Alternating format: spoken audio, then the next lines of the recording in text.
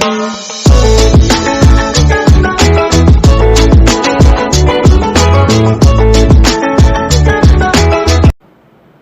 वालेकुम, मेरा नाम डॉक्टर ज़ीशान है और आप देख रहे हैं मेरा YouTube channel dentist with camera. आज का जो हमारा टॉपिक है वह है डेंटल एक्सट्रैक्शन के बाद कौन कौन सी कॉम्प्लिकेशन होती हैं, यानी पोस्ट ऑपरेटिव कॉम्प्लिकेशंस कौन कौन सी हो सकती हैं दांत निकलवाने के बाद। तो सबसे पहले हम डिस्कस करते हैं कि दांत की निकलवाने की ज़रूरत क्यों पेश आती है, और सेकेंडली हम डिस्कस करेंगे कि दांत निकलवाने के बाद कौन कौन सी पोस्ट ऑपरेटिव कॉम्प्लिकेशन हो सकती है। सबसे पहले हम डिस्कस कर लेते हैं कि दांत निकलवाने की ज़रूरत क्यों पेश आती है मरीज़ को। तो जो बेसिकली जो दांत निकलवाने की पोजीशन ऐसी कंडीशन आ जाती है जिस पर दांत निकलवाना पड़े, इसमें सबसे पहले ये होता है कि दांत बहुत ज़्यादा ख़राब हो जाता है, यानी उसकी कैविटी इतनी ज़्यादा हो चुकी होती है कि वो रूट तक पहुँच चुकी होती है और उस काबिल नहीं होता दांत कि उसके रूट के आने वाला किया जाए और वो दांत बचाया जा सके। तो इस कंडीशन में दांत निकलवाना की ज़रूरत पेश आ जाती है। सेकेंडली ये होता है कि दांत ब्रेक हो जाता है। सम टाइम ऐसा होता है कि पेशेंट कोई ऐसी हार्ड चीज़ चबाता है और दांत का स्ट्रक्चर वीक हो चुका होता है, तो चबाने की वजह से दांत दो पीस में ब्रेक हो जाता है।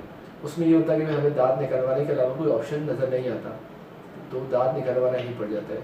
इसके अलावा तीसरी कॉम्प्लिकेशन ये हो सकती है कि दांत में इन्फेक्शन हो जाता है शदीद, और ये आप ये जैसे पिक्चर में देख रहे हैं कि एक पस टाइप की चीज़ गोला से बन जाता है गम्स की जगह पर। इस कंडीशन में दांत को निकलवाना ही सबसे बेस्ट रहता है, क्योंकि ऐसी कंडीशन में जबकि पस का दाना बन चुका है तो उसमें रूट कैनाल का भी चांस बहुत कम होता है, रूट कैनाल फेलियर ही हो जाता है ज़्यादातर, तो उसमें दांत निकलवाना पड़ता है। तो ये बेसिक कंडीशन थी जिनकी वजह से दांत निकलवाना पड़ता है। इसके अलावा ऐसा होता है कि समटाइम ट्रॉमा हो जाता है, यानी एक्सीडेंट वगैरह खुदा न खासा हो जाए या कोई चीज़ आपके हिट हो जाए दांत पर, इस कंडीशन में भी दांत को निकलवाना पड़ जाता है, क्योंकि दांत मोबाइल हो चुका होता है, लूज़ हो जाता है अपनी जगह से। दांत जो सॉकेट में बैठा होता है बोन में, जब वहाँ से लूज़ हो जाता है तो उस कंडीशन में भी दांत निकलवाना पड़ जाता है। तो ये तो हमने आपको बताई चीज़ें जिस वजह से दांत निकलवाना की ज़रूरत पेश आती है।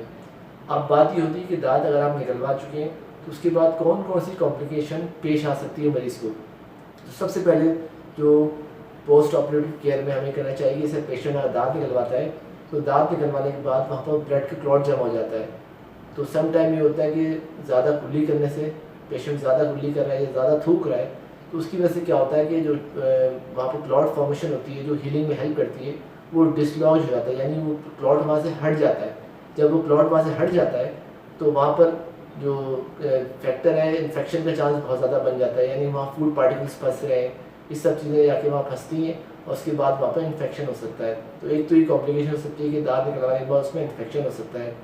दूसरी चीज़ ये होती है कि एक कंडीशन कहलाती है ड्राई सॉकेट। ड्राई सॉकेट इस कंडीशन होता है जब आपने बताया मैंने आपको कि उसमें जो क्लॉट है वो डिसलॉज यानी क्लॉट वहाँ से चला गया, तो वहाँ हीलिंग फैक्टर बहुत स्लो हो जाती है, यानी दांत की जो बोन का स्ट्रक्चर है जहाँ से दांत निकल चुका है वहाँ भी हीलिंग बहुत डिले हो जाती है। जब हीलिंग बहुत डिले होती है तो उसमें फूड पार्टिकल्स फंसते हैं और वो इन्फेक्शन प्रोड्यूस करते हैं, और फिर उसको कहते हैं कंडीशन आती है इसको ड्राई सॉकेट पेशेंट को, और उस जगह पे हीलिंग बहुत डिले हो जाती है। उसमें एंटीबायोटिक देना पड़ता है, उस वोन को क्लियर करना पड़ता है, तो ये चीज़ें आती हैं, ये हो सकती हैं।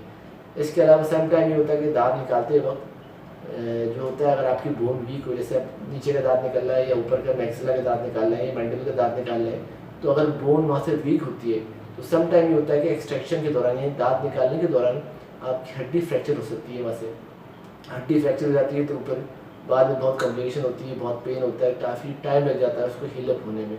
बोन लॉस हो जाता है उस जगह पर, यानी कि दांत निकाल लिए गए तो वहाँ पर जो बोन का हिस्सा था पार्ट वो लॉस हो गया एक तरह से दांत निकलवाने की वजह से। दांत भी तो आपके बोन का स्ट्रक्चर होता है, तो जब वो निकल जाता है वहाँ से बोन लॉस हो जाता है, तो ये भी एक कॉम्प्लिकेशन हो सकती है दांत निकलवाने। इसके अलावा अगर सामने के दांत कोई निकलवाता है पेशेंट, किसी वजह से भी दांत सामने के निकल गए तो एस्थेटिक लुक बहुत ज़्यादा ख़राब होता है, पेशेंट को बहुत गिल्टी फील होता है, मेरा मुँह अजीब सा दिख रहा है, मैं देखने में फेस शक्ल अजीब लग रही है, तो ये भी एक डिसएडवांटेज है दांत निकलवाने के बाद।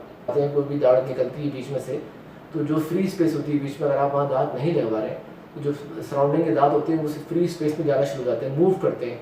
और सम टाइम ये होता है कि जैसे ऊपर मैक्सिला है, आपके ऊपर का दांत है, आपने नीचे का दांत निकलवाया तो जो ऊपर का दांत है वो ग्रेविटी की वजह से नीचे फॉल करता है स्पेस में, तो उसकी वजह से एक्लूजन गड़बड़ जाता है, यानी खाना खाने की सलाहियत तो गड़बड़ जाती है, दांत आगे पीछे टेढ़े बेढ़े बंद होना शुरू होते हैं और फिर सही तरह से आप खाना चबा नहीं सकते, फिर खाना सही हजम नहीं होता।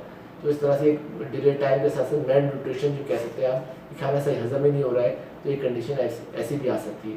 तो उम्मीद होगा कि आज का टॉपिक आपको पसंद आएगा। नेक्स्ट टाइम किसी और टॉपिक के साथ फिर हाजिर होंगे। जब तक के लिए अल्लाह हाफिज़।